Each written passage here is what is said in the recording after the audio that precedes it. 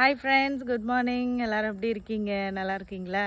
இன்றைக்கி காலையில் எங்கள் ஏரியாவில் நான் வாக்கிங் போயிட்டு இருந்தேன்னா, அப்போ நான் ஒரு பூவை பார்த்தேன். நான் நிறைய டைம் பார்த்துருக்கேன், பட் அதை ஒரு வீடியோவில் உங்களுக்கு ஷேர் பண்ணலான்னு பார்த்தேன். இங்கே தெரியுதா, ஒரு மாதிரி வைலட் கலரில் பூத்துருக்கு பார்த்தீங்களா?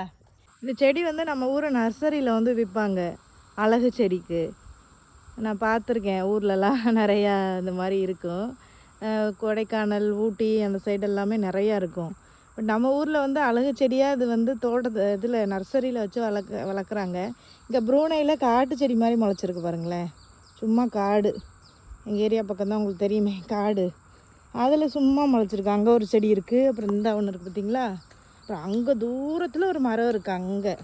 அங்கே நிறைய பூ இருக்குது, காமிக்கிறேன் வாங்க. அப்படியே இங்கே பாருங்கள், இங்கே போய் நான் வீடியோ எடுக்கிறேன். பக்கத்தில், எங்கள் வீட்டு பக்கத்துலேயே இந்த மரம்லாம் இருக்குது பாருங்கள். ஒரு மரமாக இருக்குது பார்த்தீங்களா? அழகாக இருக்குல்ல அது பூத்துருக்கிறது. பக்கத்தில் போகிறதுக்கும் பயமாக இருக்குது, ஏதாவது பூச்சி இது இருக்குமான்னு.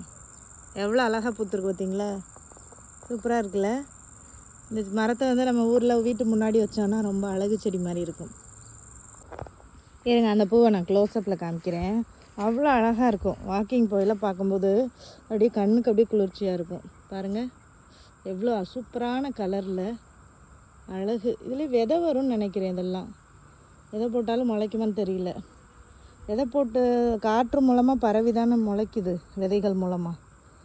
இன்னொரு பூ காமிக்கிறேன் பாருங்களேன். நம்ம ஊர் அந்த பூவரச மரம் பூ மாதிரியே இருக்கும் பாருங்க. என்ன ஒரு அழகு பாருங்களேன். நடுவில் பூச்சி வேறு இருக்குது, சூப்பராக இருக்கு பாருங்க. செம்ம கலரில். அதோட முட்டு பாருங்கள், பூவரச மரம்லாம் அப்படி இருக்கும் அது மாதிரி தான். ஆனால் ரொம்ப பெரிய மரமாகலை, சின்னதாக தான் இருக்குது. சூப்பராக இருக்குல்ல? இயற்கை எப்போவுமே அழகு தான்.